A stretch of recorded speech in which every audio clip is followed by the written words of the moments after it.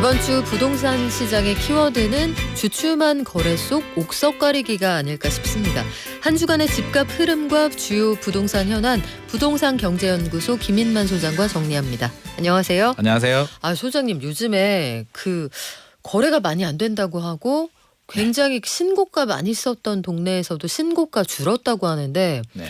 그래도 동네별로 신고가가 나오는 데들이 있고 또 거래가 되는 물건이 있잖아요. 물건이 많은 동네에서도. 그렇죠. 그런 차이는 왜 나는 거예요?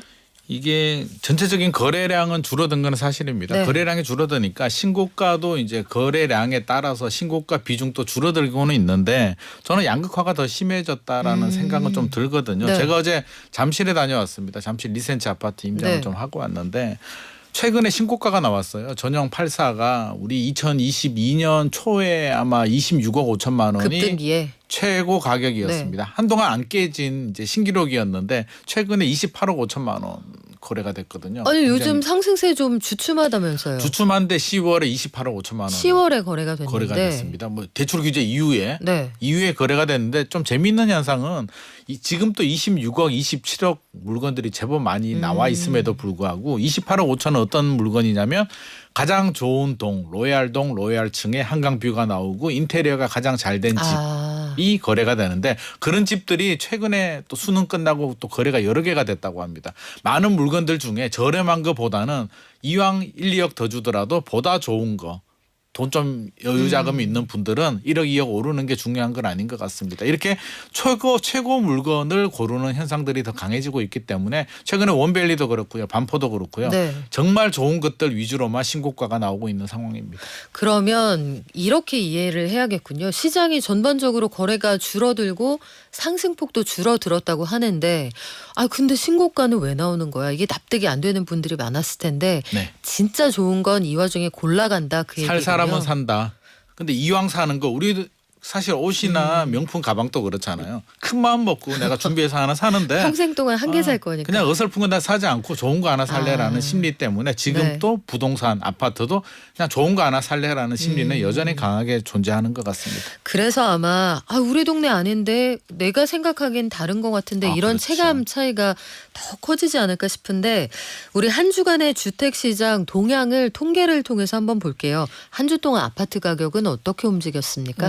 이번 주도 상승률은 더 줄어들었습니다. 서울 상승률이 이제 0.06%까지 내려왔는데요. 지난주가 0.07%니까 이제 조금씩 가랑비에 옷 젖듯이 내려오고 있는 상황입니다. 수도권은 0.03%까지 내려왔으니까 0.03%면 이제 굉장히 좀만 더 지나면 이제 거의 0% 보합까지 내려올 기세입니다. 지방은 뭐 마이너스 0.03%니까 지난주가 마이너스 0.02%고요. 지방은 큰 변화가 없는데 서울 수도권이 상승률을 반납하면서 전국 상승률은 0% 이제 보합으로 나왔습니다. 그래서 네. 좀 의미는 있는데 또 이 중에서도 강남은 0.19%예요. 서초구는 0.11%니까 역시 잘난 곳들은 여전히 거래도 되고 있고 신고가는 나오는데 전체적인 거래량은 좀 줄어들었고요. 뭐 수도권 지역들도 마찬가지입니다. 동탄 신도시도 다녀왔는데 네. 최근 2달 동안 뭐 거래량도 많이 떨어지고 문의도 많이 줄어들었다고 합니다. 이게 참 그래서 통계하고 우리 동네하고 가격을 결정하는 시장의 대장 매물하고 온도차가 크다고 느끼실 수밖에 없겠네요. 강남 서초는 이 와중에 0.2에 가까운 0.1 이상의 상승률을 보이면 우리가 통상 0.1 이상 올라가면 과열이라고 보잖아요. 그렇죠. 맞습니다. 근데 이 동네는 여전히 온도가 뜨겁다는 얘기예요. 하지만 전반적으로 볼 때 네. 특수한 몇 개의 지역 말고는 서울 부동산 시장에 이 집값 상승에 대한 기대감은 좀 줄어든 것 같은데요. 아무래도 좀 줄어들었습니다. 전체 평균을 보자면 우리 반평균을 보면 이제 공부 잘하는 학생들 뭐 항상 시험 쳐도 잘 네. 나오는 학생들 문제가 어렵게 나와도 우리가 또 잘하고 그 친구들 크게 신경 쓰진 그렇죠. 않잖아요. 그래서 그 친구들은 네. 잘하는데 우리가 중요한 거는 어렵게 나오면 성적이 좀 떨어지고 쉽게 나오면 성적이 좀 올라가는 일반적인 학생들을 이제 평균으로 잡기 때문에 평균을 보면 전체적인 분위기를 알 수 있는 거고요. 기대감이 좀 많이 줄어들긴 했습니다. 단기 급등에 대한 피로감에 뭐 트럼프까지 이제 불확실성이 커지게 되면서 전반적으로 위축이 되고 있는 상황인데요. 최근에 국토연구원에서 이제 소비자 심리 지수를 조사한 10월 소비자 심리 지수 결과가 나왔는데 역시 좀 하락을 했습니다. 전월 대비 8포인트 하락한 113.1이 나왔는데요. 6개월 만에 이제 115가 아래로 내려가면 이제 보합이라고 하거든요. 115 이상 올라가게 되면 상승이다. 95 이하로 내려가면 하강이다. 95에서 115 사이가 보합인데 113.1이 나왔으니까 이제 보합으로 좀 진입을 했습니다. 그래서 심리적으로 본다면 통계가 전체적으로 좀 이게 잇몸이 좀 맞아 떨어지는 듯한 좀 느낌이 들 겁니다. 그래서 매매 심리는 보합 국면으로 들어가서 안정적인 현상을 보여주고 있고요. 최근에 NH투자증권에서 나온 보고서 살짝 보니까 내년에도 한 강보합세 정도, 강세는 아니고 강보합세 정도 지역별 차별화는 있을 거다. 우리가 알고 있는 내용들이고요. 결국의 변수는 이제 대출 규제하고 추가로 어떤 규제가 나올 것인가, 금리가 어떻게 움직이느냐에 따라서 내년 흐름이 향배가 결정이 될 것 같습니다.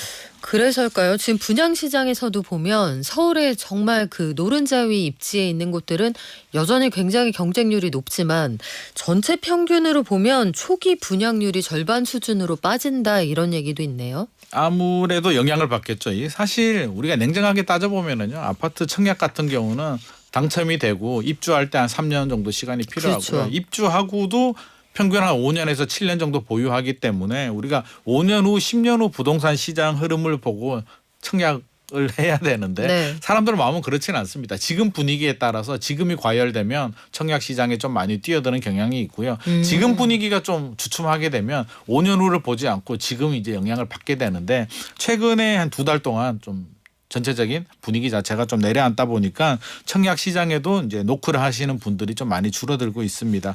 허그에서 조사를 했는데요. 3분기 민간 아파트 초기 분양률 처음 딱 계약을 해서 분양하는 율이 54.5%로 나타났는데요. 2분기가 64.2%니까 2분기보다도 더 내려왔죠. 9.7포인트 내려왔고 작년 3분기 대비해 보면 83.5%니까 많이 내려왔습니다. 29포인트가 떨어졌는데 전국적으로는 그렇고요. 우리 수도권을 보더라도 그나마 좀 분위기 괜찮다는 수도권도 2.4포인트 하락한 70%.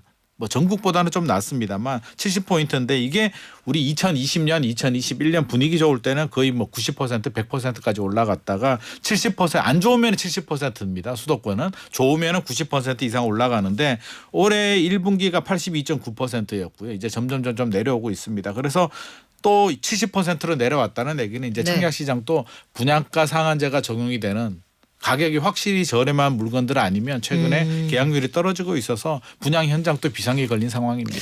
이것도 정말 양극화네요. 분양가 상한제가 걸린다는 건 규제 지역이라는 얘기고. 그렇죠. 규제 지역은 강남 3구, 마용성 이렇게 좀 비싼 동네들. 아파트 가격이 기본적으로 비싸서 이쪽은 좀 눌러야겠다 이런 곳들이라는 건데 이게 역설적으로 찍어준다는 얘기도 나오겠어요. 그러면. 역설적인데 그게 또 현실이 이렇게 눌러서 규제해야 돼. 너희들 집값 올라가면 안 돼라고 해서 눌러줬는데 거기 또 분양가 상한제를 눌러주니까 많은 분들이 또 박수를 치면서 격차가 커지니까요. 야, 이게 기회라고 또 들어오는 아이러니한 상황이 발생하고 있습니다. 그래요. 이렇게 정부가 어떤 방향성을 가져가는지는 시장에 정확하게 대출 규제를 통해 시그널을 주는 것 같은데 아파트 사려는데 대출 안 나오면 못 사죠. 못 사는데 그럼 전세 가격은 어떻게 될까요 앞으로? 저는 전세 가격 더 올라가는데 이제 베팅을 하고 있는데요. 일단 네. 뭐 올 상반기 내년이죠. 내년 2025년 상반기까지는 그래도 지금 같은 흐름 유지되겠으나 내년 하반기부터 우리가 좀 긴장을 해야 될 것 같습니다. 전체적인 입주 물량이 우리 미리미리 준비를 하잖아요. 2026년에 입주 물량이 많이 줄어들기 때문에 내년 하반기가 되면 아마 전세 월세 가격 자극을 지금보다 훨씬 더 많이 받기 때문에 정부도 좀 준비를 해야 될 것 같고요. 집 사려고 하는데 분위기 안 좋아지면 아무래도 막 올라갈 것 같은 분위기가 아니라면 선택지는 두 가지밖에 없죠. 전세로 가거나 월세로 가야 되는데 지금 뭐 강세를 보여주고 있습니다. KB에서 월간 주택가격 동향 시계열 자료를 보니까요. 올해 10월까지 1월부터 10월까지 서울 아파트 매매 가격은 2.3% 상승했다라고 나왔는데 같은 기간에 전세는 5.82% 2배 정도 더 많이 올랐습니다. 그래서 우리가 포커싱이 집값 매매 가격에 포커싱이 맞춰져 있는데 사실 전세 가격이 2배 정도 올랐다는 건 결국엔 우리 서민들이 훨씬 더 고통을 좀 받고 있다라고 해석을 좀 해야 될 것 같고요. 계속 올라가고 있습니다. 15개월 연속 상승이고요. 전세 가격 전망 지수도 10월 기준으로 107.8이 나와서 최근 기록 중에서는 가장 높게 나왔습니다. 이게 설문조사를 하는데 1,000개 중개업소를 설문조사를 하거든요. 전세 가격이 어떻게 될 것 네. 같아? 라고 물어보니까 올라간다라고 답한 분이 23.6%, 하락이 8.1%니까 하락보다는 상승이 한 3배 정도 더 많게 나왔습니다. 다른 분들은요. 나머지는 지켜보자. 보합, 아직 잘 모르겠다. 보합이다. 네. 근데 그래도 하락보다 상승이 더 많다는 얘기는 우리가 좀 신경을 써야 될 것 같고, 이것도 사실은 우리가 전망은 미래에 대한 전망인데 사실 이게 판단은 지금 기준으로 해서 판단을 하거든요. 지금 그렇죠. 분위기가 주춤하니까 보합이 좀 많아졌고요. 이게 만약에 8월에 조사했으면 아마 굉장히 높은 수치가 나왔을 겁니다. 그래서 저는 통계도 결국에는 지금 분위기가 반영이 된다고 맞아요. 생각을 하고 있고요. 이제 월세도 보면 월세도 계속 올라갑니다. 월세 지수도 KB 조사를 보면 118로 2015년 통계 작성 이후로 매달 지금 계속 갱신을 하고 있는 상황이기 때문에 월세도 좀 긴장을 해야겠다라는 생각을 좀 가지고 있습니다. 그래요. 월세가 특히 1인 가구, 청년층 그리고 고령층 1인 가구가 많이 거주하고 있는 그 주거 형태라 월세가 많이 올라간다. 전세에서 풍선효가 나타나는 게 이게 또 부작용을 만들 수가 있겠어요. 사실 최근에 월세 가격은 떨어지지 않았습니다. 2022년 이후로 계속 올랐고요. 전세 가격은 중간에 한번 떨어졌잖아요. 네. 전세는 떨어졌는데 월세는 계속 올라가기 때문에 사실 우리 아파트 같은 경우는 지금 사실 그래도 전세 비중이 사실 높기는 합니다. 41.9% 정도 되는데요. 그것도 8월이 35.9%에서 41.9%로 아파트가 올라가긴 했는데 비아파트 시장은 월세가 훨씬 더 높은 상황이기 때문에 월세가 올라간다는 얘기는 또 다른 또 고통이 또 증가되는 현상이라고 볼 수 있겠습니다. 근데 작년하고 올해하고 시장의 흐름이 정말 그래프를 그려놓으면 비슷하잖아요. 정말 비슷하잖아요. 네. 데칼코마니처럼 그래프가 비슷한데 작년에 집값이 작년에도 꽤 많이 올랐잖아요. 그렇죠. 무주택자 72만 명이 작년에 새로 집을 장만을 했다고 합니다. 근데 무주택자들이 집을 이렇게 사면 시장에서 요만큼 수요가 빠져나가서 집값이 빠진다. 이게 하락을 주장하시는 분들이 장기적으로 내다보는 시선인데 요거 정말 그렇게 됩니까? 저는 거기에 동의하지 않습니다. 무주택자들이 물론 이제 수요가 한정되어 있기 때문에 무주택자들이 집을 사게 되면 무주택 수요가 줄어들게 되고 주택 구매 수요가 줄어든다라는 논리인데요. 그 중에는 또 집을 파는 분들도 계시고요. 또 무주택 주택 구매 연령에 진입하시는 또 새로운 청년들도 계속 발생을 하고 있기 때문에 단순하게 계산하기는 어려운데 2023년 주택 소유 통계 조사 결과를 보게 되면 2022년 11월 기준입니다. 이게 주택 소유 통계는 11월에 나오거든요. 네. 준비하는데 시간이 좀 필요합니다. 2022년에 11월에는 무주택자였는데 이제 한 해가 지내서 작년이죠. 2023년 11월에 집이 있는 사람, 유주택이 된 사람이 71만 9천 명입니다. 그래서 단순하게 생각하면 71만 명이 이제 집을 사버렸잖아요. 주택 구매 수요에서 이제 이탈을 하게 되는데 네.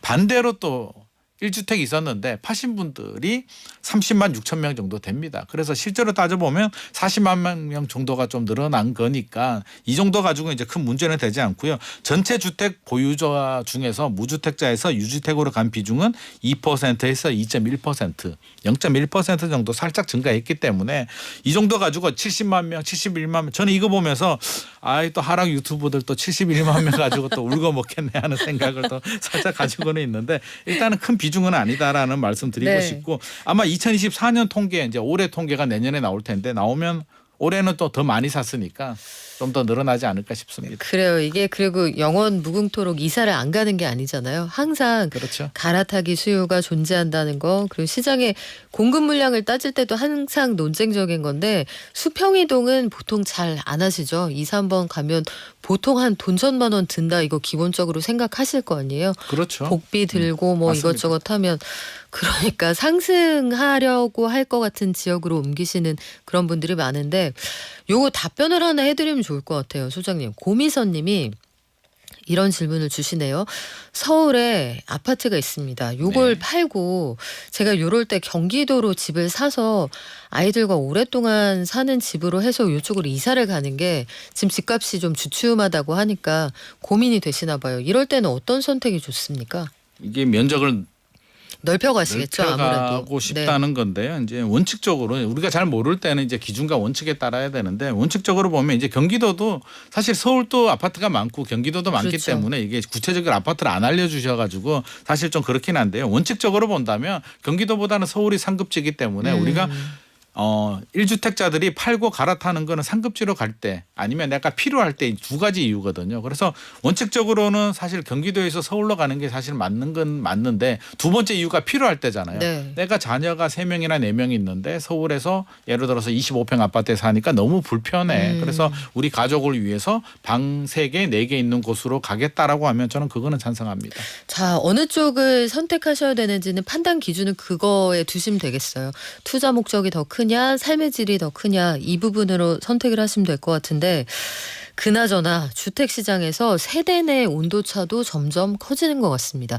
고금리를 감당하지 못했던 30대 이하가 집을 되팔았는데 이걸 50대 이상의 중장년층들이 사줬다 이런 통계가 나왔네요. 결과적으로는 이제 그렇게 나왔는데 이게 바로 뭐 우리 2030들이 30대들이 판 걸 50대 이상이 바로 샀다라고 볼 수는 없겠으나 통계를 보면 이제 30대 이하 주택 소유자들이 8만 3천 명이 이제 집을 판 것으로 조사를 했습니다. 40대도 1만 9천 명 정도 감소를 했는데 아무래도 그 영향이 있겠죠. 2020년, 2021년 연끌을 할 때 기성세대들은 주택을 좀 많이 가지고 있었고 그렇죠. 또 부동산 시장에 대한 경험이 있기 때문에 어느 정도 리스크 관리를 했는데 무리하게 대출 많이 받으신 분들 있잖아요.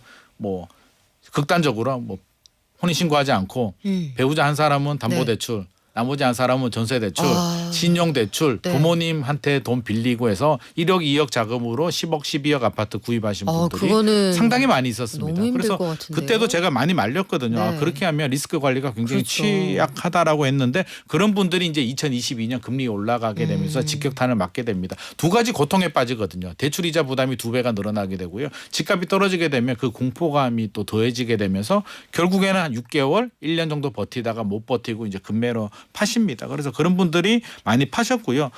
또 역설적으로 2023년 2분기부터 이제 다시 회복을 했잖아요. 네. 회복을 하면서 이제 50대 이상 분들이 또 집을 많이 샀습니다. 60대가 16만 8천 명이 증가를 했고요. 저는 50대는 뭐 당연히 뭐 8만 6천 명 증가를 했는데 저는 놀라운 게 80세 이상이 7만 2천 명이 증가했다는 게 새로 좀- 집을 사신 분이 네네. 좀 눈에 띄긴 하는데 저 개인적으로 말씀을 드리면 80세 이상이 되면 좀 정리할 필요는 있습니다. 이게 나중에 이제 상속으로 가게 되면 네. 상속세가 많이 나가기 때문에 이게 또 고연령층 분들은 주택수를 늘리기보다는 주택수 줄이는 전략이 좀 바람직할 것 같습니다. 이게 양극화 문제가 이제 정말 피해갈 수 없는 그런 주제가 된 것 같은데 상위 10%의 집값하고 하위 10%의 집값 격차가 40배를 웃돈다? 4배가 아니고요. 4배가 아니고 40배. 40배 맞아요? 네네. 극단입니다. 상위 10%와 하위 10%에 대해서 이제 조사한 결과가 나왔는데 일단 일반 가구 2,207만 가구 중에서 주택을 소유한 가구는 1,245만 가구 정도 되고요. 1.8% 정도 늘어났습니다. 이 중에서 이제 평균입니다. 평균 주택 자산 가격은 3억 2,100만 원인데 네. 이제 평균은 사실 큰 의미는 없잖아요. 잘하는 사람 또 이게 상위 하위가 있는데 상위 평균을 보면 12억 정도 나왔습니다. 12억 5,500만 원 정도 평균 주택 가격이 나왔는데 하위는 3천만 원 정도 나왔어요. 그래서 차이가 한 40배 정도로 많이 벌어졌다라는 3,100만 원 정도니까 40배 정도 벌어졌고 주택 보유도 다릅니다. 상위 10%는 평균 2.37채 주택 2채 이상 가지고 있다는 얘기고요. 하위 10%는 평균 3천만 원 아파트 주택을 0.98채니까 한 채도 제대로 안 됩니다. 그래서 소득 양극화가 굉장히 좀 심해졌다라고 볼 수가 있고요. 이제 극단적인 경우이긴 합니다. 평균이 3억 2천인데 네. 상위 10%가 12억이라는 얘기는 역시 평균보다도 상위 10%에 대한 쏠림 현상, 양극화가 더 심해졌다고 보여집니다. 우리나라 전체 가구 중에서 57%가 집을 가지고 있다 이런 통계가 나와 있는데 이 집 가진 분들 중에 소위 상급지에 비싼 집 갖고 있는 분들 내년에 세금 부담이 꽤 많이 늘어날 것 같네요. 세금 부담이 늘어날 것 같습니다. 이게 사실 우리 이제 종부세를 말하는 건데요. 이제 네. 보유세라고 하죠. 보유세는 재산세와 종합부동산세가 있는데 좀 의아하게 생각하시는 분들이 있을 겁니다. 뉴스 보면 정부에서 현실화율 올해도 내년에도 이제 동결하겠다라고 했는데 왜 부담이 늘어나는 걸까라고 하는데요. 우리가 종합부동산세 계산하는 걸 보면 이제 인자를 보면 공시가격이 첫 번째 영향을 주게 되고요. 두 번째 공정시장 가액 비율 영향을 주게 되고 세 번째는 세율이 되는데 세율과 공정시장 가액 비율은 크게 변하지 않았습니다. 결국에는 공시가격이 올랐다는 얘기인데 현실화율을 동결했는데 왜 올랐냐고 하면 네. 집값이 올랐기 때문입니다. 올해 집값이 20-30% 정도 특히 이제 12억 이상 아파트들이잖아요. 주로 서울 수도권이 대상인데 아파트가 많이 올랐기 때문에 네. 결국에는 저는 이거는 불만이 없을 것 같습니다. 내 집값이 올라가지고 더 내는 거에 대해서는 뭐 어쩌겠습니까? 그래서 뭐 통계 시뮬레이션 결과를 보면 잠실주공 5단지 같은 경우는 올해 581만 원에서 내년에 728만 원 정도 25% 정도 늘어나고요. 아크로 리버파크 전용 84 같은 경우는 1160만 원에서 1407만 원으로 21% 정도 20-30% 정도 올해보다는 내년에 종부세 더 내야겠다. 마음의 준비 좀 하셔야 될 것 같습니다. 자, 이 와중에도 빈집은 8년 동안 34%가 늘어납니다. 100만 호 이상이 비어있다고 하는데 시장 양극화 정말 피부로 체감이 되는 그런 뉴스네요, 소장님. 빈집 늘어나는데 이게 서울 수도권이 아니라 비수도권에 이제 많이 집중이 되어 있고요. 그렇죠. 좀 이게 굉장히 일본처럼 심각한 문제이기 때문에 미리 좀 준비가 좀 필요할 것 같습니다. 그래요. 그래서 수도권 비수도권 차이가 더 벌어지는 것 같기도 한데 요 갭을 메울 방법 고민을 좀 해봐야겠죠. 지금까지 부동산 경제연구소 김인만 소장과 함께했습니다. 고맙습니다. 감사합니다.